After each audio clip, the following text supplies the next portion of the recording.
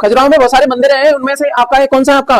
कंदरिया महादेव मंदिर। कौन सा? अच्छा, याद कराने के लिए क्या बोला था?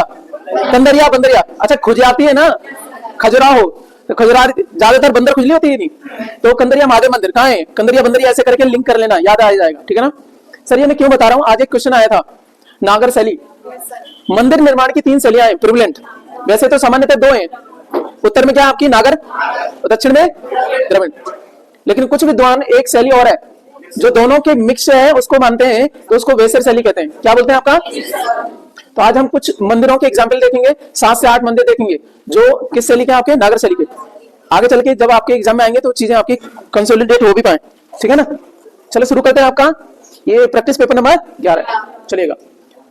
मानव खाद्य पदार्थों का उत्पादक एवं उपभोक्ता कब बना? आपका नवपाषाण काल में। जब हमने पाषाण काल पढ़ा था, बड़ी डिटेल में चीजें पढ़ी थी। पाषाण काल को हम क्या कहते हैं? 3 भाग में मोटा मोटी आपके बांटते हैं। तो उस पुराने टाइम को पुरा पाषाण, पाषाण शब्द है, पाषाण में पुरा लग गया तो पैलियोलिथिक इंग्लिश में बोलते हैं। मध्य पाषाण मीजोलिथिक, उसके बाद में नव पाषाण को नियोलिथिक बोलते हैं। इस टाइम पे आते आते इंसान ने क्या किया, ठीक है ना, क्या बन गया? एक पहिया बना लिया, चाक पहिया ऐसे करके वो बना लिया। आग, प्रॉपर आग का प्रयोग करना सीख गया यहाँ पे, है ना। और इसमें क्या हो गया? खाद्य पदार्थों का उत्पादक एवं उपभोक्ता हो गया। सेटलमेंट होने लगा, एक जगह पे खाद्य पदार्थों का उत्पादन करा, एक जगह रहना भी शुरू करेगा। खेती किसानी आपके करनी शुरू कर दी थी नवपाषाण काल में, ठीक है। यहां तक बातें क्लियर है? अगला प्रश्न हमारा, स्थायी सेना की प्रथा किसने प्रारंभ की? किसने? आपके अलाउद्दीन खिलजी। हम देखेंगे ये अलाउद्दीन खिलजी कहीं ना कहीं किस सल्तनत से जुड़ा हुआ है? दिल्ली सल्तनत। और आपको एक निमोनिक कराया था सर आपका, दिल्ली सल्तनत के जितने भी आपके शासक रहे हैं या जो वंश रहे हैं उनके बारे में हमने बोला था, गुलाब खिले तो सलाह। आपको कोई देखे नाराज हो जाए, इसका मतलब सलाह नहीं है ना, और गुलाब खिले तो यानी मुस्कुराहट दिख जाए तो इसका मतलब क्या है? सलाह है। अच्छा, इसको देखेंगे दिल्ली सल्तनत के वंशों को याद करने के लिए। गुलाम में से गागैया उठाओ तो गुलाम वंश, खिलजी से आपका, किले से आपका खिलजी वंश, त से तुगलक वंश, स से सैयद और लास्ट में लोधी। ये 5 वंशों का क्रम है। सर आप देखोगे खिलजी वंश आपका दूसरे नंबर का है। दिल्ली सल्तनत में पहले गुलाम वंश वाले हैं, और गुलाम वंश की नींव किसने डाली? कुतुबुद्दीन ऐबक ने। किसने? आपकी 1206 में दिल्ली सल्तनत स्टेब्लिश हुई है। बाद में ऐसे करके आपके दिल्ली सल्तनत में जो है ना वंश आके रहे, ठीक है ना। तो दूसरे नंबर का है आपका अलाउद्दीन खिलजी, ठीक है ना। आप देखोगे 1296 से लेकर के कौन से टाइम तक है आपका?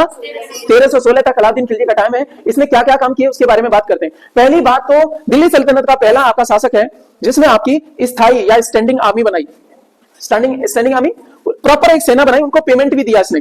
पहले तो ये था कि बहुत सारे मनसबदार हैं उनको दे दिया कि देखो जरूरत पड़ेगी तो लठ लेके आ जाना, हाँ, लेकिन प्रॉपर एक सेना के रूप में स्टेब्लिश करी तो वो अलाउद्दीन खिलजी ने करी, क्योंकि इसको एक्सपीडिशन इसने कई करे थे, ठीक है ना। चलो, तुर्की की सेना पे आधारित थी। कौन से आपका शासक है जिसकी सेना जो है ना तुर्की सेना पे आधारित थी? तो अगेन आपका अलाउद्दीन खिलजी है। इसी के बारे में और बात करें, घोड़ा दागने की प्रथा किसने शुरू करी? अलाउद्दीन खिलजी ने।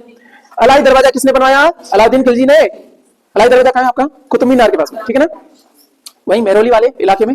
मेरी बात समझ में आ रही है ना। तो कई बार क्या होता है ना, देखो हमारा प्रश्न उसने ये बोला, हमने अलाउद्दीन यहाँ पे रखा, उसके एरी फेरी में आने वाले प्रश्न हमने थोड़े कर लिए। देखो ये तरीका होता है आपका, एग्जाम के टाइम पे आपका ऐसे पढ़ा जाता है। क्वेश्चन भी हमारे हो रहे हैं, साथ साथ में उसके पड़ोसी क्वेश्चंस को भी लेके चलेंगे। तो अभी तो उसने पूछा था कि स्टैंडिंग आर्मी वाला, हमने बोल दिया, हमने टाइम भी कर लिया 1296 से 1316 तक। दूसरी बात कर ली, तुर्की सेना पे आधारित थी इसकी सेना जो स्टैंडिंग आर्मी बनाई थी, ठीक है ना। और दूसरी बात, घोड़ा दागने की प्रथा इसने शुरू करी, ठीक है ना। ये मेरा घोड़ा, ऐसे करके दाग लगा देते नहीं, अरे गर्म करके उसको लगा देते हैं, गांव वगैरह में बैल वगैरह छोड़ते हैं कि नहीं, ऐसे करके, ठीक है ना। चलो, अलाई दरवाजा इसने बनवाया, प्लस दिल्ली में हौज खास है, सुना है ना आपने, हौज खास का निर्माण किसने करवाया? अलाउद्दीन खिलजी ने करवाया था सर। आगे बात करेंगे, इसने क्या किया? मंगोलों से निपटने के लिए बलबन की खून और फौलाद की नीति को अपनाया। देखो सर बातें अलग अलग हैं। बलबन की ब्लड एंड आयन, फौलाद बोले तो लोहा यार, लौह एवं रक्त की नीति, ठीक है ना, ये बोलते हैं ना, आती है किसकी थी? आपकी बलबन की थी। सर बलबन इससे पहले है, देखोगे तो 1265 से आपका 1286। और ये बलबन कौन है? आपका इल्तुतमिश का आपका गुलाम है, आपको पता हो तो, पहले आपके कर चुके सेट में, है ना। ये लिंक बनाओ, इल्तुतमिश किसका गुलाम है? कुतुबुद्दीन ऐबक का दामाद भी है ना, ठीक है ना। कुतुबुद्दीन ऐबक का दामाद कौन है? इल्तुतमिश, ठीक है नहीं। चलो आगे बात करें। अच्छा, इल्तुतमिश की बेटी का नाम बताओ। रजिया सुल्तान, गुड। अच्छा, ये बलबन क्या है आपका? इल्तुतमिश का गुलाम। इसने जब ये शासक बनता है, लौ एवं रक्त की नीति या खून और फौलाद की नीति बनाई थी। बाद में जाकर के अलाउद्दीन खिलजी ने भी इसको यूज करा, ठीक है ना, किससे निपटने के लिए? मंगोलों से निपटने के लिए, ठीक है ना। आप देखो कि भारत के इस इलाके से आपका मंगोल का टेंशन बनी रहती थी, तो उनसे निपटने के लिए खून और फौलाद की नीति का अपनाया किसने? अलाउद्दीन खिलजी ने, बलबन के बाद में। लेकिन ये नीति किसकी थी? सबसे पहले बात करेंगे तो आपकी बलबन की थी। 1886 में आप देखोगे बिस्मार्क हुए आपके, ठीक है ना, जर्मन ठीक है ना, उन्होंने भी इसको आपका यूज किया है। बट ये 1800 तो बाद में बात रहेगी सर, पहले ही बलबन आ गया, बिस्मार्क ने भी इसका खूब आपका नाम डाला था इसको लेकर के। तो हमारी बात समझ में आ गई, यहाँ तक ये क्वेश्चन क्लियर हो गया, ठीक है ना। तो हमें दिल्ली सल्तनत के सारे वंश हमें याद हो गए, एक कंसेप्ट हमारा ये हो गया, इससे रिलेटेड हमारी बात होगी घोड़ा दागने वाली अलाई दरवाजा हौज खास, और इसके बाद में बलबन के बाद में लौ और फौलाद की, या खून और लौ फौलाद नहीं, खून और फौलाद की, फौलाद या लोहा तो एक ही है ना, ठीक है ना। ओके, आगे चलते हैं। आपका अगला प्रश्न है आपका, साइमन कमीशन कब भारत आया? साइमन कमीशन 3 फरवरी 1928 में आया सर, 3 फरवरी 1928 में बंबई में आया। पहले कहां पे आया आपका? बंबई में, ठीक है ना। चलो इसके पीछे रीजन हम देखते हैं आपका, पुराने टाइम पे जाते हैं, भारत शासन अधिनियम बनता है 1919, कौन सा वाला?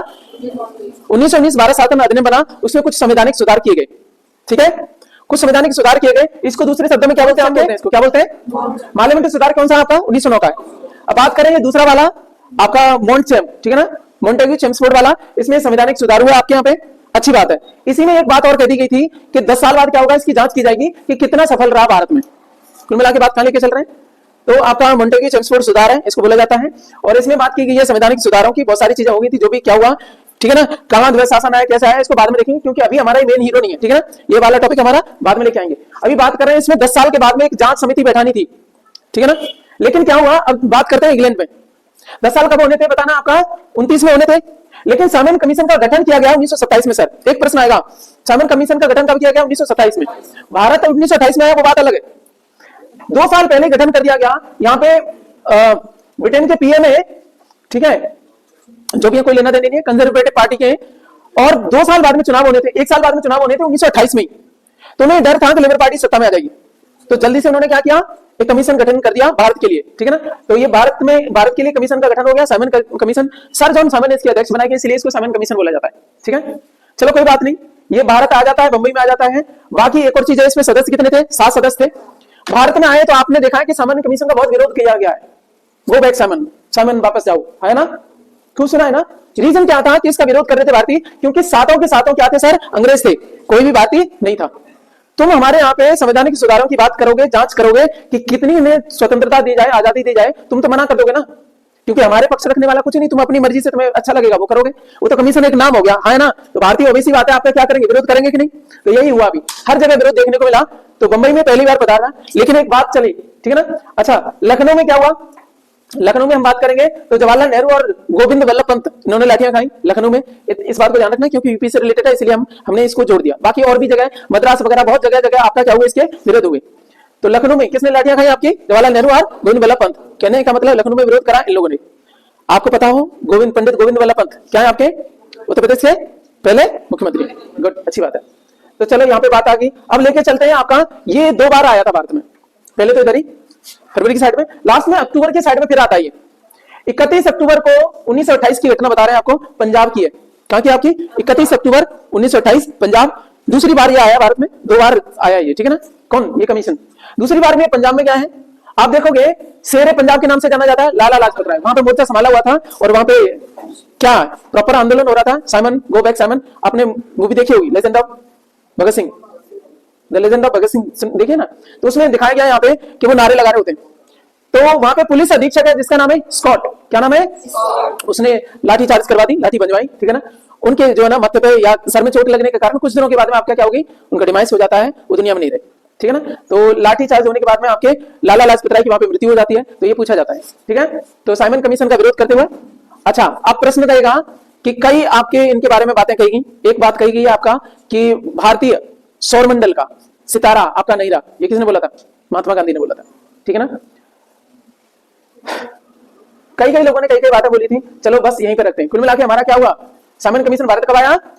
3 फरवरी 1928। इसका गठन कब हुआ? 1927, ठीक है ना। कौन से किस अधिनियम की जांच करने के लिए आया था, ठीक है ना? भारत शासन अधिनियम 1919, उसकी जांच के लिए। जांच इन दी सेंस कि उसमें जो संवैधानिक सुधार किए गए कितने सफल रहे, ठीक है ना। कितने सदस्य था? 7 सदस्य था। सभी अंग्रेज से विरोध का कारण ये था। लखनऊ में किसने आपका विरोध जताया? जवाहरलाल नेहरू और, या उल्टा कर लेगा, जवाहरलाल नेहरू और गोविंद वल्लभ पंत, इन्होंने विरोध कहां दिखा रहे थे आपका, ठीक है। चलो अच्छा, तो यहीं पे साइमन कमीशन का विरोध करते हुए किस क्रांतिकारी की आपका मृत्यु हो जाती है? लाला लाजपत राय, ठीक है ना, स्कॉट वाला। अच्छा, इनका बदला लेते हैं हमारे कौन बहादुर लोग, क्या नाम था उनका? भगत सिंह, ठीक है ना, सरदार भगत सिंह। और आपके राजगुरु, सुखदेव, ये तीनों बदला लेने की सोचते हैं, प्लानिंग करते हैं। गलती से मारा कौन जाता है? सुंदर से मारा जाता है, स्कॉट नहीं मर पाता है। हाँ है ना, इसी का तो उनको फिर बाद में फांसी दी थी इसी चक्कर में। चलो आ जाते हैं, आपका कहां लेके चलते हैं। भारतीय संस्कृति का व्यवस्थित रूप किस युग से शुरू हुआ माना जाता है? वैदिक युग से। कब माना जाता है आपका?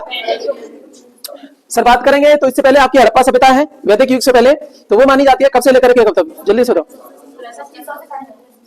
2500 से 1750 1700 बीसी, ठीक है ना। अब चले आ जाओ, कुछ दिन का आपका गैप रहेगा, उसके बाद में 1500 से लेकर के 600 बीसी। कहां से लेकर के? 1500 से लेकर के 600 बीसी। ये टाइम है किसका? वैदिक सभ्यता का। इसके दो भाग, ऋग्वैदिक काल और उत्तर वैदिक काल। ऋग्वैदिक काल 1500 से 1000, 1500 से 1000, और फिर उत्तर वैदिक कौन सा है? 1000 से 600 बीसी, सही है ना। उत्तर वैदिक आपका 400 साल का है, हाँ है ना। अबे 600 तक जा रहा है, इसका मतलब उल्टा चल रहा है, ध्यान रखना। वो 600 तक नहीं पहुंचेगा, यहां से 1000 से चलेगा उल्टा। 1000, 900, 800, 700, 600, 400 साल ही तो है। बात समझ में आई? बीसी में गिनतियां उल्टी चलती।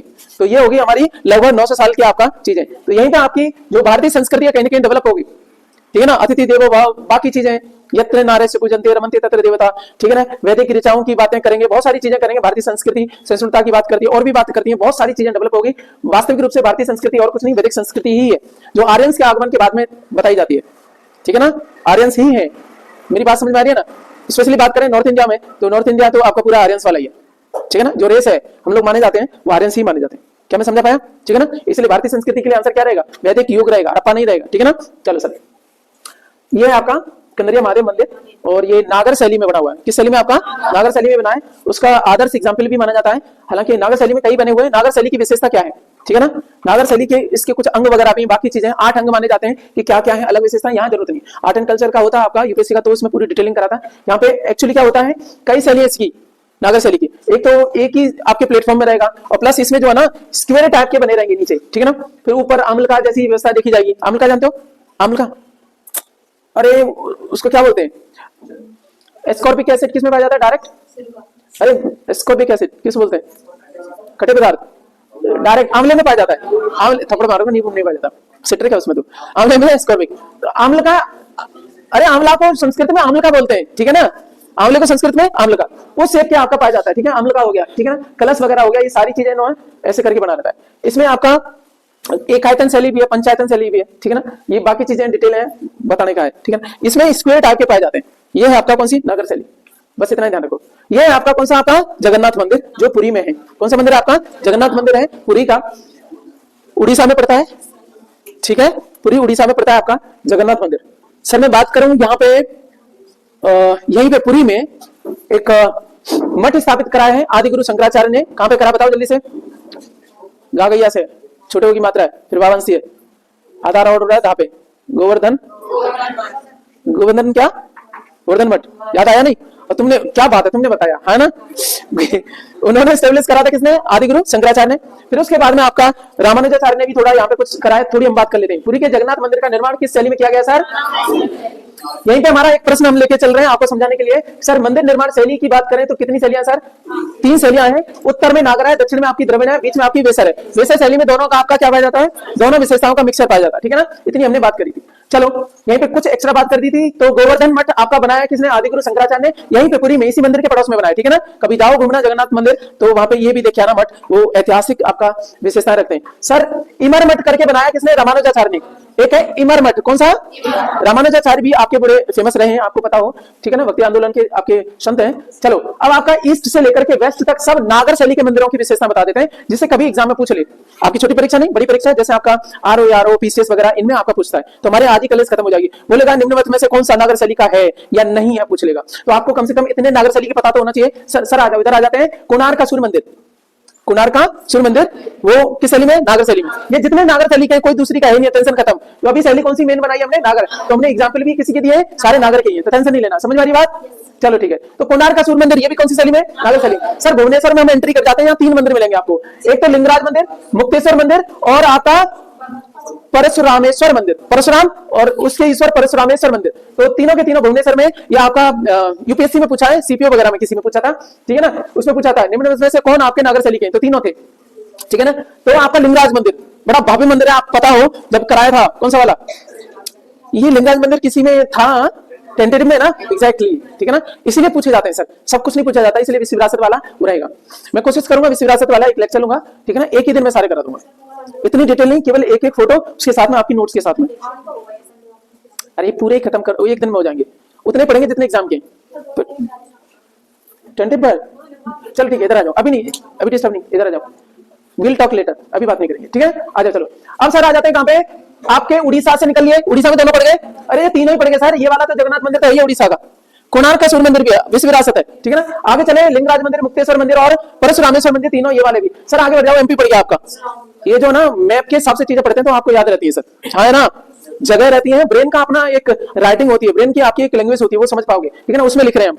तो उड़ीसा से इधर पहुंचे, क्योंकि इंडिया का मैप ऐसे ही चलता है ना, बीच में एमपी पड़ेगा, एमपी में सर खजुराहो के मंदिर है, ये खजुराहो के मंदिर में भी इंपॉर्टेंट क्या है, कंदरिया महादेव मंदिर, कौन सा वाला, वो भी आपका नागर शैली में है, उससे नागर शैली में आपका बेस्ट एग्जाम्पल भी माना जाता है उसको, ठीक है ना, समझ में आएगी मेरी बात। आगे चलते हैं सर, आपका आबू पर्वत पड़ेगा, दिलवाड़ा जैन मंदिर, कौन सी शैली में सर, नागर शैली में।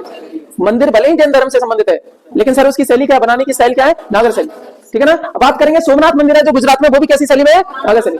तो एक ब्रेन में एक चीजें बन पाई कि नहीं, ठीक है ना। अब याद रखिएगा, ये सारे आप कर लीजिएगा, रिपीट इसलिए नहीं करें क्योंकि रिपीट आप वहां से कर लोगे।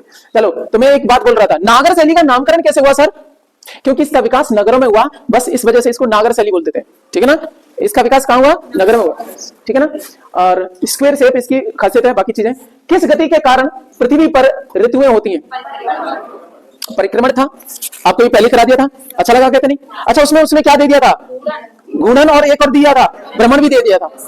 मैंने बोला था परिक्रमण और परिभ्रमण, ध्यान रखना, परिक्रमा होते हैं मंदिर की चारों तरफ, और दो ही शब्द है, इसमें से एक लिंक कर लो। परिक्रमा में क्या करोगे, मंदिर की चारों तरफ घूमोगे। परिभ्रमण क्या है, गुणन और परिभ्रमण क्या है, पर्याय है। तो कंफ्यूजन बहुत अच्छा दिया था उसने, है ना, ठीक है। तो क्या था सर, परिक्रमण। लेकिन ध्यान रखना, ऋतुओं के लिए, सीजन्स के लिए केवल परिक्रमण जिम्मेदार नहीं है, परिक्रमण के साथ साथ में क्या है, आपका अक्षीय झुकाव भी आवश्यक रहता है। 23.5 डिग्री आपका झुकाव, कितना झुकाव है, अक्षीय झुकाव कितना है, 23.5 डिग्री। पृथ्वी अपने अक्ष पे आपका 23.5 डिग्री झुक जाती है, इसको अक्षीय झुकाव बोलते हैं। इस वजह से क्या होता है, ऋतु परिवर्तन होते हैं, ठीक है ना। चलो इसको दिखाते हैं, आपका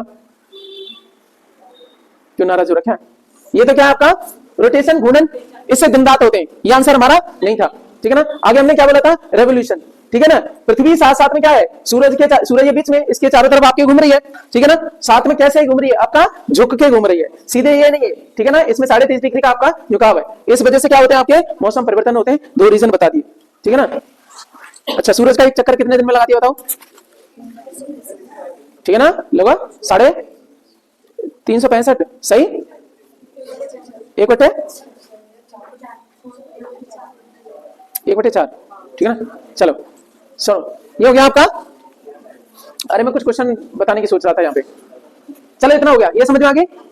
तो ऋतुओं परिवर्तन किस वजह से हो रहा है, आप समझ गए। अगला प्रश्न है, विश्व का सबसे छोटा महादेश कौन सा है सर, इसने सस्ता नशा कर रखा था, ठीक है ना, इसने सस्ता नशा कर रखा था सर। इंग्लिश में कहते हैं स्मॉलेस्ट कॉन्टिनेंट कौन सा है, तो आप जानते हो क्या है आपका, ऑस्ट्रेलिया, आपको कराया था। सबसे बड़ा कौन सा है आपका, एशिया, दूसरे नंबर पे अफ्रीका, तीसरे नंबर पे आपका उत्तरी अमेरिका। उत्तरी अमेरिका में ऊ कैसा, 3 जैसा होता है ना, उससे याद रख लेना, ठीक है ना। आपको इतना तो पता है, एशिया नंबर 1 है, अफ्रीका 2 है, तीसरे पे दिक्कत आएगी। तीसरे पे ये बताओ, उत्तरी अमेरिका में ऊ कैसा, तीसरे नंबर जैसा है, 3 नंबर जैसा, तो उत्तरी अमेरिका, फिर उसके बाद में दक्षिणी अमेरिका, ये लगातार है, इतना तो पता है। लेकिन अमेरिका में कौन सा पहले आएगा, तो हमने बोला उत्तरी अमेरिका, ऊ 3 जैसा है ना, उससे हो गया लिंक। सर 5वें नंबर पे बोला था 5 हाइव, उससे लिंक कराए थे, ठीक है ना। आपको कहां बैठा दिए, मधुमक्खी का छत्ते जैसे डंक लगते हैं कहां, जब बर्फ पे लिटा दिया जाता है, और बर्फ कहां है, बर्फ कहां है सर, अंटार्कटिका में, कहां है आपका, अंटार्कटिका में। और 6ठे नंबर पे आपका 6 वीक्स, यूरोप है आपका, यूरोप के ठंडे क्षेत्र में रहता है ना। 7 हेवन आपका ऑस्ट्रेलिया। अब चलो एक और बात बता दें, आपका ऑस्ट्रेलिया पहले बोला जाता है टेक्निकली, अब जो है ना कॉन्टिनेंट क्या है आपका, ओशिनिया, टेक्निकली आपका क्या है, कॉन्टिनेंट का नाम क्या है, ओशिनिया। अच्छा, इसकी स्पेलिंग कैसे होगी, ओशन बोलते हैं ना, ओशन, OCEN आया ना, समुद्र बोलते हैं ना, इसमें आइए और जोड़ दो, ओशिनिया, क्या हो जाएगा, तो ओशिनिया में ऑस्ट्रेलिया तो एक देश का नाम हो गया, ठीक है ना। उसके बाद में ओशिनिया में कौन कौन आ गए, न्यूजीलैंड आ गया, बाकी और भी आपके चीजें आ गई, ठीक है ना। मेरी बात समझ में आ गई। तो आपके कितने महाद्वीप हैं दुनिया में, 7 महाद्वीप, हमने बात कर दी। सबसे छोटा कौन सा आपका, ऑस्ट्रेलिया। अच्छा, ये 7वें नंबर पे, 6ठे नंबर पे कौन सा, यूरोप, 5वें नंबर पे अंटार्कटिका, आर्कटिक नहीं है, अंटा सॉलिड होता है ना, वहां से ध्यान रखना। तो इसमें हो गया, आर्कटिक तो क्या है, महासागर है। अच्छा, सबसे छोटा महासागर है ना वो, आर्कटिक। चलो बात करें अभी अंटार्कटिक की, ये आपका क्या है। तो 4थे नंबर पे दक्षिण अमेरिका, तीसरे नंबर पे उत्तरी अमेरिका, दूसरे नंबर पे अफ्रीका, पहले नंबर पे आपको पता ही है सर, ठीक है ना। तो ये हो गए। जब इसने ये पूछ लिया तो आपके इसीलिए रिवाइज भी कराए, क्योंकि आगे चल के इसने दूसरा पूछ लिया तो कि 4थे नंबर का कौन सा है, तीसरे का कौन सा, इतना तो पता होना चाहिए मोटा मोटी, वो जानना चाहते हैं यार, कम से कम तुम्हें महाद्वीप तो याद होना चाहिए, पुलिस की तैयारी करे हो। ठीक है सर, चलो जी अभी हो गया।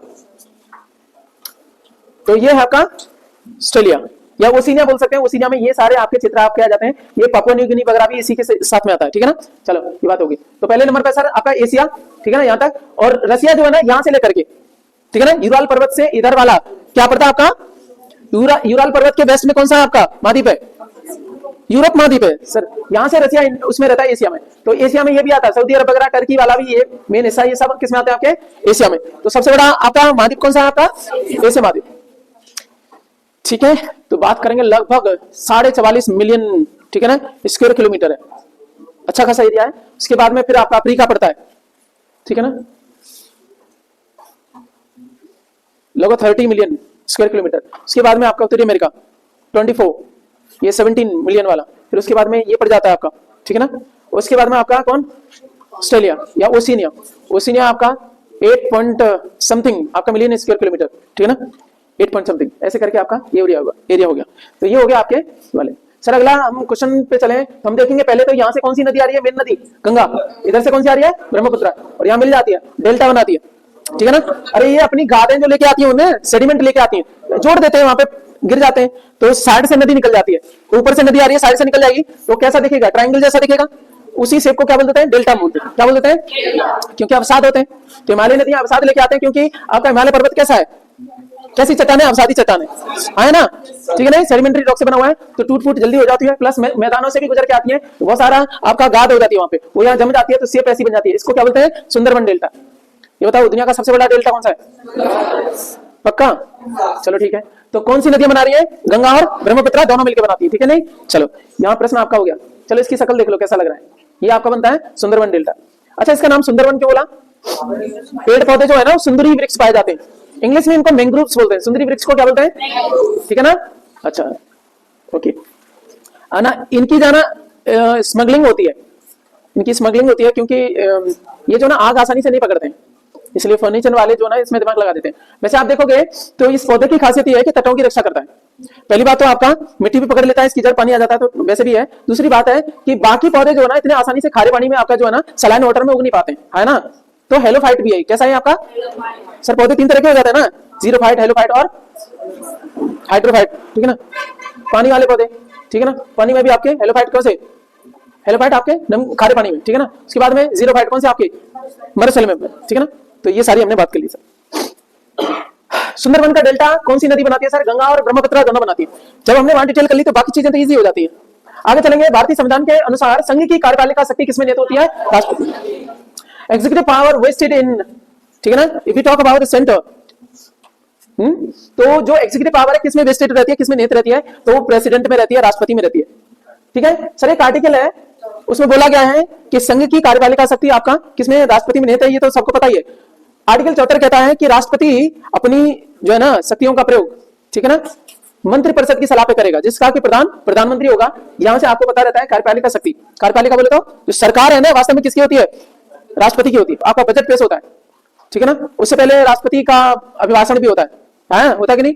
तो वो बताते हैं कि मेरी सरकार ने ये किया, मेरी सरकार ने वो किया, तो वास्तव में सरकार किनकी है, ठीक है ना। वो बात अलग है कि सारी शक्तियां संविधान ने किसको दी है, आपकी राष्ट्रपति को दी है, लेकिन उन शक्तियों का प्रयोग मंत्रिमंडल की सलाह से करेंगे, और मंत्रिमंडल जो है ना आपका क्या है, जिसका हेड कौन होगा, प्रधानमंत्री। ये आर्टिकल 74 में लिखा हुआ है ऐसे करके। तो आपका आंसर समझ में आया, संघीय कार्यपालिका शक्ति किसमें होती है आपकी। अच्छा राज्यों में या प्रांतों में कार्यपालिका शक्ति किसमें निहित होती है, राज्यपाल में। सर साथ में करके चलो, किसमें होती है आपकी, राज्यपाल में। मेरी बात समझ आ गई, गवर्नर वाले में। चलो आ जाओ। भारत में राष्ट्रीय आय की गणना का कार्य कौन करता है सर, देखो अगेन स्टार दिख गया था, इसका मतलब उसने सस्ता नशा करा। तो ये चीजें आपका केवल कोई कहे ना मैं प्रैक्टिस सेट लगा लूं घर पे, उससे काम चल जाएगा। मेरे को जो है ना फिजिकल क्लास अटेंड नहीं करी। दूसरी एक और बात बताऊं, जिन्हें क्लास मिस करी है ना, घर पे देखोगे, देख पाओगे नहीं देख पाओगे पता नहीं, किस मूड से देखोगे, कहां देखोगे, फिजिकल क्लास का कोई तोड़ नहीं है सर। आपने देखा होगा जब यहां से जाने के बाद उसको डबल स्पीड पे पढ़ो ना, क्या फर्क पड़ता है आपको, डबल में भी समझ में आता है, बिकॉज आपने फिजिकल क्लास करी होती है ना। इसका कोई तोड़ नहीं होता है सर, नहीं तो सब घर पे पढ़ते ही फिजिकल क्लास बंद हो जाती। घर पे एक्सरसाइज करने में मजा आता है कि जिम में, ये दिमाग की जिम है आपकी क्लासेस, ठीक है ना, दिमाग की पावर बढ़ाने की, ठीक है। चलो आ जाओ। तो राष्ट्रीय आय की गणना का कार्य कौन करता है सर, एनएसओ करता है। कौन करता है, राष्ट्रीय सांख्यिकी कार्यालय, नेशनल स्टैटिस्टिकल ऑफिस कार्यालय, ऑर्गेनाइजेशन नहीं ऑफिस, ध्यान रखना। एनएसओ ये जो है ना आपका 2019 के बारे में बात करें, 2019 में थोड़े बदलाव आई, वो बात ठीक है उसकी, ठीक है ना, सस्टेनेबल वाले की, कि सीएसओ करता था, बट 2019 में क्या किया, सीएसओ प्लस एनएसएसओ। सीएसओ ये सेंट्रल, ये सेम वही है, सांख्यिकी कार्यालय, केंद्रीय सांख्यिकी कार्यालय नाम था, उसको बदल दिया, राष्ट्रीय कर दिया, और इसमें एक चीज और जोड़ दी, क्या जोड़ दिया आपका, NSSO, national sample survey office, वो भी कार्यालय था, ठीक है ना। सैंपल सर्वे, सैंपल वो करते थे ना, सर्वेक्षण वाला करते थे, दोनों को मिलाकर के एक बना दी संस्था, क्या कर दिया, एनएसओ कर दिया। तो अब ये बताओ, आप राष्ट्रीय आय की गणना कौन करता है, एनएसओ। उसमें ऑप्शन में था सर, बात याद रहेंगी, उसने पुराना डाल दिया, उसने देखा होगा नहीं, चीजों में बदलाव आ गए, भले उसने वो दिया, लेकिन अब आंसर क्या रहेगा सर आपका, एनएसओ रहेगा, क्योंकि 2019 में बदलाव हुए, ज्यादा दिन हुए नहीं, ठीक है ना। चलो सर, अब हम बात करते हैं, राष्ट्रीय आय की बात करी ली आपने, तो थोड़ी बात करते हैं कि भारतीय इतिहास में बात करें तो पहला प्रयास किसने करा, तो 1867-68 में दादाभाई नौरोजी ने करा था पहले, ठीक है ना। आपको पता हो, दादाभाई नौरोजी ने एक सिद्धांत दिया था, क्या दिया था, क्या, ड्रेन ऑफ वेल्थ, हिंदी में क्या बोलते हैं, धन का निष्कासन, इंग्लिश में कहते हैं ड्रेन ऑफ वेल्थ, धन का निष्कासन, निष्कासन निकलना। अच्छा चलो, तो ड्रेन ऑफ वेल्थ, ये जो ना आपकी थ्योरी किसने प्रपोज की थी, आपकी दादाभाई नौरोजी। वो कहते हैं कि सारा पैसा कहां गया यार, हमारे यहां से गया यार, पैसा जा रहा है यहां से, कहां पे, इंग्लैंड की तरफ, ठीक है। तो पहली राष्ट्रीय आय की गणना करी थी, प्रयास करा था 1867-68 में दादाभाई नौरोजी साहब ने। उसके बाद में अब बात करोगे तो ऑफिशियल जो हो रही है, जो एनएसओ अभी कर रहा है, वो कब से शुरू हुई सर, देश आजाद हुआ और 1949 में पहली समिति बनी, राष्ट्रीय आय की गणना करने वाली समिति बनी, और पीसी महालनोबिस आपके क्या है, आपके प्रोफेसर है, प्रोफेसर पीसी महालनोबिस। आप देखोगे इससे पहले आपकी पंचवर्षीय योजना चला करती थी, तो कुछ मॉडल बनाए जाते थे, बड़े आपके अशास्त्रीय, छोटे मोटे नहीं है भाई साहब, ठीक है ना। पीसी महालनोबिस साहब ने क्या किया, तो पहले आपके क्या की, पहली बार जो राष्ट्रीय आय की गणना करी पीसी महालनोबिस ने, थोड़ा बहुत याद रहेगा। चलो, तो राष्ट्रीय आय की गणना करने की विधियां कौन सी, आपकी 3 विधियां सर, ठीक है ना। उत्पाद विधि, दूसरी, उसके बाद में आपका आय विधि, उसके बाद में आपका क्या है, व्यय विधि, या आपका उपभोग विधि, ठीक है ना। चलो हो गया, तो ये बात याद रखिएगा। तो राष्ट्रीय आय की गणना आप कौन करता है बताओ, राष्ट्रीय सांख्यिकी कार्यालय, याद रहेगा ना। कुल मिला के मेरे को इतना याद कराना था, ठीक है ना, बाकी चीजें एक्स्ट्रा है, आप ध्यान रख लेना। झूला झूलती हुई किसी लड़की, मेरे को लकड़ी पढ़ रहा हूं लड़की की बगल में, मैं कह रहा लकड़ी की बगल कैसे हो सकती है, थोड़ी देर रुका, लड़की की बगल में दूसरी लड़की आकर बैठ जाए तो आवर्तकाल क्या होगा, इसके बाद में एक बार आया और गया, ठीक है ना, दोबारा वापस कितने देर में आएगा, उसको आवर्तकाल बोलते हैं, है ना, ठीक है ना। उस आवर्तकाल पे क्या फर्क पड़ेगा, 2 बैठ जाए, अरे 3 बैठ जाए, 4 बैठ जाए, 5 बैठ जाए, क्या फर्क पड़ेगा सर, आवर्तकाल पे कोई फर्क नहीं पड़ेगा, समझ आएगी ना। यानी उस झूले की जो है ना आपकी लंबाई और आपका ग्रेविटी के लेकर के, यहाँ पे वेट का कोई लेना देना नहीं है। अब हाँ, एक प्रश्न बदल जाए सर, यहाँ पे मैंने करा था, एक लड़की जो है ना आपका झूला झूल रही थी, ठीक है ना, झूल रही है, अच्छी बात है, लेकिन सडनली क्या हो गई, वो खड़ी हो गई, अब क्या होगा, आवर्तकाल बढ़ेगा घटेगा। अच्छा, ये पहले ऐसे झूल रही है, पहले सुनो मेरी बात, झूल रही है, यहाँ पे बैठी है, ठीक है ना, अब ये खड़ी हो गई झूले पे, ऐसे करके आप झूला झूलते हो, बैठ के एक बार खड़े होकर झूलते हो, तो खड़े की बात नहीं बोल रहा हूँ, अब बाद में क्या हुआ, वो खड़ी होगी, अब क्या होगा, घटेगा, ठीक है ना।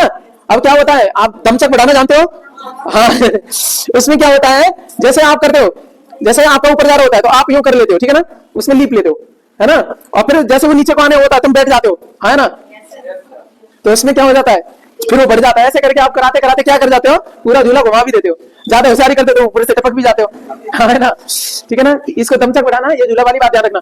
तो 2 क्वेश्चन हो गए सर, एक से ज्यादा संख्या बढ़ रही है, वजन कम हो रहा है, ज्यादा हो रहा है, तब आवर्तकाल में कोई फर्क नहीं पड़ रहा है, लेकिन ध्यान रखना जैसे ही आपका क्या है, अरे वो लड़की जैसे खड़ी होती है ना, उसके तरफ जा रही है, उसकी लेंथ एक तरह से कम हो रही है, उसकी जो है ना, अरे उसकी लेंथ जो है ना बढ़ाते जाओगे, आवर्तकाल बढ़ जाएगा सर, लेंथ कम होगी तो आप जल्दी से आपका घूम जाएगा, ऐसे हो जाएगा, है ना, और बड़ी लेंथ है तो ऐसे करके धीमे, बड़ा झूला है तो और भी यूं करके चलेगा, हाँ है ना। तो जैसे जैसे छोटी होती जाएगा झूले, जल्दी जल्दी वो करेगा, है ना, बड़ा होता जाएगा वो करेगा। अच्छा, झूले की रस्सी बढ़ा दो तो आवर्तकाल बढ़ जाएगा सर, ये दिमाग में रखो, कंसेप्ट बन रहा है कि नहीं है, ठीक है। चलो सर, तो ये हमारे कंसेप्ट समझ में आ गया सर इसमें नशा कैसे करा, स्टार दिखा ना आपको, एक और जगह स्टार दिखा। चलो अब बात करते हैं ये कितनी जरूरी चीजें, देखो क्या है, जल की स्थायी कठोरता का प्रमुख कारण क्या है सर, आपका कैल्शियम एवं मैग्नीशियम के सल्फेट और क्लोराइड, हमने बात करी थी पहले आ भी चुका है, पहले सही बोला था, दूसरी बार में इसने सस्ता कराना था, ठीक है ना। आजा चलो सर, पहले हम बात करेंगे, जल 2 प्रकार का होता है आपका, ठीक है ना, कैसा आपका, हार्ड एंड सॉफ्ट वाटर, हाँ है ना, कठोर और मृदु जल, है ना, ऐसे ही ना। मृदु जल क्या होता है? वर्षा का जल कैसा है? मृदु जल है, उसमें कपड़े धोगे जल्दी से धुल जाएंगे। आपका जो पानी आता है आरओ वाला, उसमें कपड़े धुलना बड़े से झाग लगेगा, है ना, ठीक है कि नहीं? अच्छा, यही कठोर पानी है, उसमें ठीक से झाग नहीं बन पाता है, क्योंकि इन सब अशुद्धियों की वजह से। सर मेरा प्रश्न यह है, अब बात मृदु की कर ही नहीं रहे, बात कर रहे हैं कठोर की। कठोरता सर दो तरह की होती है, कुछ पानी को उबाल दो तो बाकी चीजें निकल जाती हैं, ऐसे पानी को कहा जाता है अस्थायी कठोरता। उस कठोरता को क्या बोलेंगे? और दूसरा है आपका स्थायी कठोरता, कितना भी उबाल लेना कोई फर्क नहीं पड़ने वाला, ठीक है ना। तो पहले हम बात करेंगे अस्थायी वाली, ठीक है ना, स्थायी पे बाद में जाएंगे।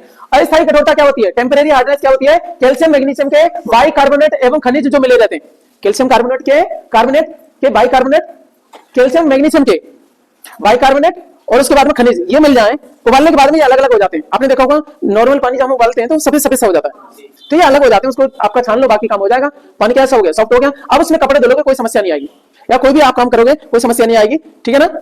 अच्छा, ऐसे पानी के लिए कठोरता के लिए क्या है? सोडा, इसीलिए तो ज्यादा सर्फ डालना पड़ता है। ज्यादा सर्फ क्या करता है आपका? उसकी कठोरता को कम कर देता है, इसीलिए फिर कपड़े धुल पाते हैं। वो बात अलग है कि कठोर पानी जो है ना आपका क्या कर देता है? नुकसान करवा देता है, आपका सर्फ ज्यादा डालना पड़ता है। पानी मृदु तो हो जाता है पर सर्फ या आपका वो चीजें ज्यादा चल जाती है, ठीक है ना। चलो आ जाओ, बात करते हैं कहां पे आपका। अब कठोरता कैसे होगी? परमानेंट वाली होगी, उबालने से भी फर्क नहीं पड़ेगा, बाकी चीजों से नहीं पड़ेगा। उसमें क्या है? कैल्शियम मैग्नीशियम के, इन्हीं के क्या कार्बोनेट या खनिज नहीं, अब क्या आपका सल्फेट और क्लोराइड, क्या आपके सल्फेट क्लोराइड, ठीक है ना। कैल्शियम सल्फेट या कैल्शियम क्लोराइड, मैग्नीशियम सल्फेट या मैग्नीशियम क्लोराइड, क्या मैं समझा पा रहा हूं? ठीक है ना। तो ये पाए जाएंगे, ये सही कठोरता कर देंगे। कई सोर्सेज से चेक करा, आपका यही सही है, ध्यान रखिएगा।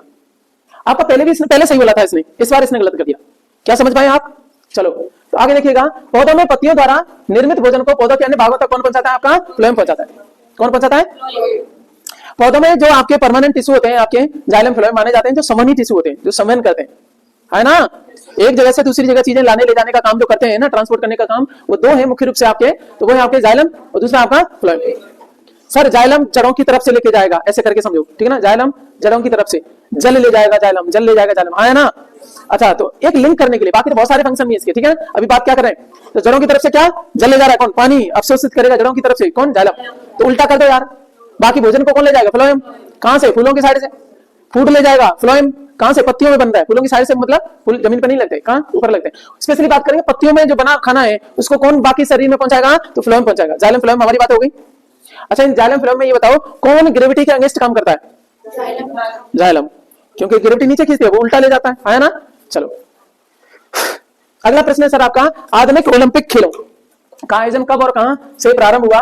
तो बात करेंगे 1896 में पहली बार आपके ये खेले गए, और ये एथेंस में हुए। सर कहां पे हुए? आपके एथेंस में। एथेंस आपकी राजधानी है ग्रीस की। पहले इसको कभी यूनान बोला करते थे, समझ में आ रही बात? तो हम चित्र देखें, ये भूमध्य सागर है, यहाँ पे इटली है, यहाँ पे ग्रीस पड़ता है। थोड़ा दिख नहीं रहा है आपका, यहाँ पे थोड़ा अनुमान लगा के चलना, ठीक है ना। ये आपका टर्की है, ये इटली है, ये भूमध्य सागर है, भूमध्य सागर से जुड़ा हुआ है आपका ग्रीस, यहाँ पे पड़ता है आपका, ठीक है ना। इसको पहले यूनान बोलते थे, आज के समय में क्या बोलते हैं? आधुनिक नाम इसका ग्रीस है, और इसकी राजधानी एथेंस, ठीक है ना। यहीं पे होते हैं 1896 में, 1896 में हुए थे, एथेंस में हुए थे। इतनी हमारे बात पता पड़ी। अभी हाल ही में कब हुए बताओ जल्दी से, अभी हाल ही में कब हुआ?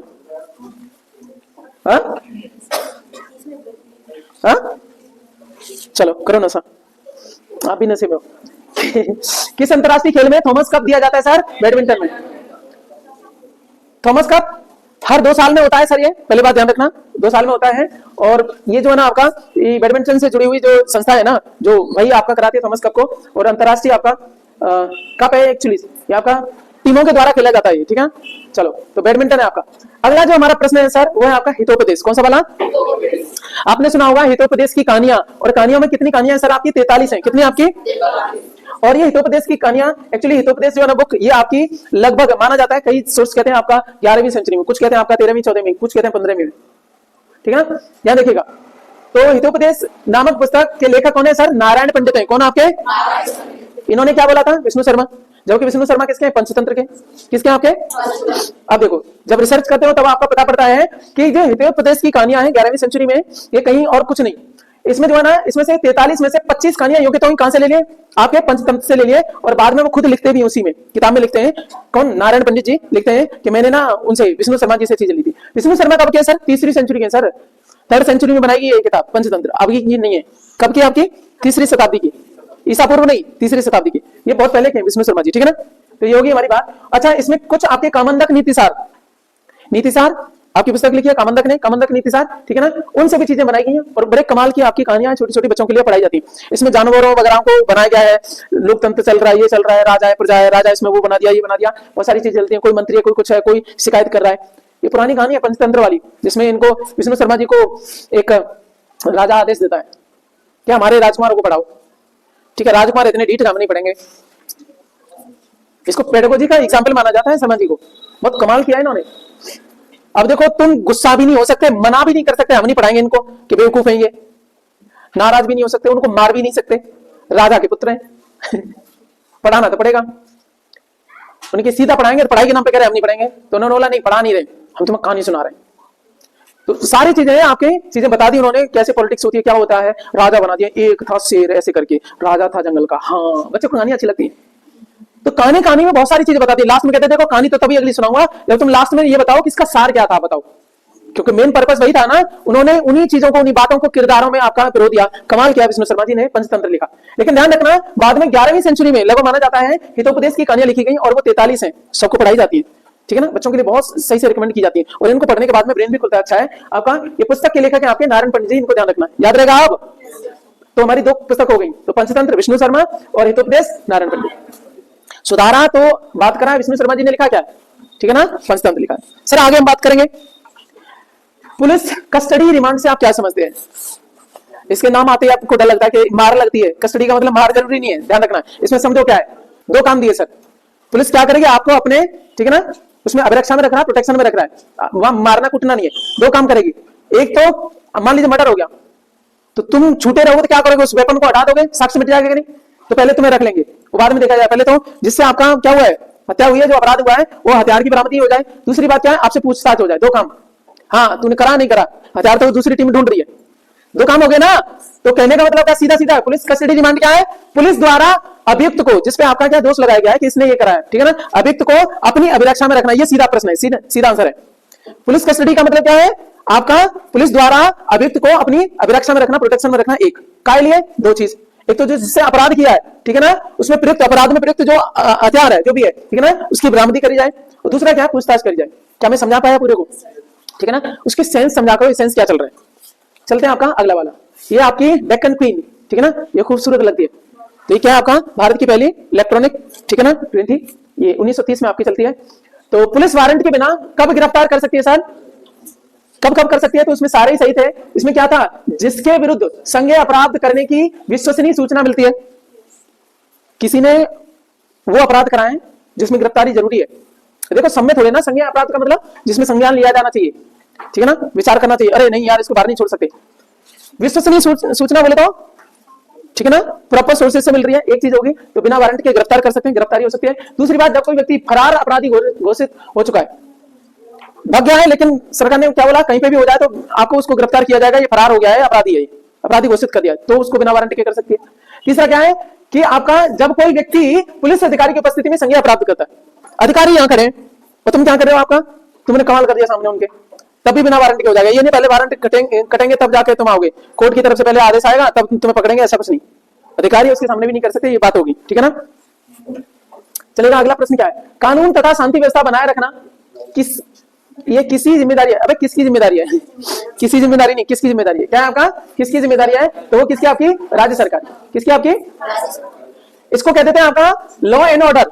लॉ एंड ऑर्डर कौन बनाते हैं, राज्य सरकार बनाती है सर। राज्य सरकार के पास में इसको बनाने के लिए क्या है, पुलिस है सर, जिसकी तैयारी कर रहे हो आप, समझ आ रही है ना। तो क्या है आपका, कानून तथा शांति व्यवस्था बनाए रखना किसकी जिम्मेदारी है, राज्य सरकार की। इंग्लिश में कहते हैं लॉ एंड ऑर्डर, लॉ कानून, ऑर्डर व्यवस्था। आप बचपन में सुनते हो लॉ एंड ऑर्डर, तो ऐसा लगता है लॉ माने शेर, कुछ अलग सुनते थे, यहाँ है ना, लॉ एंड ऑर्डर बनाए रखो, लॉ एंड आपका वो नहीं है, ठीक है ना। चलो आगे बात करते हैं, अगला चलते हैं आपका कौन सा वाला, पुलिस व्यवस्था को किस सूची में रखा गया है। तो कानून के बाद में तुरंत आ जाए तो भैया तभी तो बनाएगी राज्य सरकार जब उसके पास में ये होगी पुलिस। तो हम ले आए कहां पे, आपका पुलिस को, यहाँ पे थोड़ी बात आ गई। राज्य सूची के बारे में जो आर्टिकल बोलता है वो 250 है। क्या है आपका आर्टिकल, आर्टिकल 250, ठीक है, उसमें राज्य सूची के बारे में बात की गई है ना। चलो सर, राज्य सूची क्या है, कैसे करके बाकी चीजें हैं।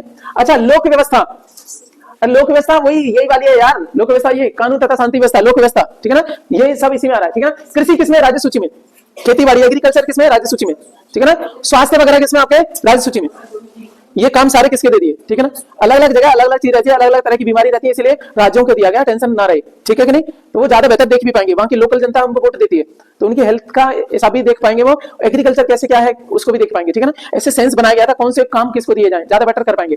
अच्छा, शिक्षा किसमें सर, समवर्ती में, दोनों में, ठीक है ना, दोनों कानून बना सकते हैं। चलो हम बात कर लेते हैं, क्वेश्चन उठ गया यहाँ पे कि ये सूचियों के बारे में बात करें तो आर्टिकल 240 कहता है, 240 का संबंध है किससे, आपके सूचियों से। उसमें कहा गया है एक अलग से शेड्यूल बनाया गया, शेड्यूल 7, कौन सा वाला, और उसमें क्या बोला गया है, भारतीय संविधान का 7वीं अनुसूची है, उसमें 3 प्रकार की क्या है सूचियां दी गई हैं, 3 सूची दी गई हैं, संघ सूची, राज्य सूची और समवर्ती सूची। देखो राज्य यहाँ पे रखी दिया, कौन सी सूची, संघ सूची, राज्य सूची और समवर्ती सूची।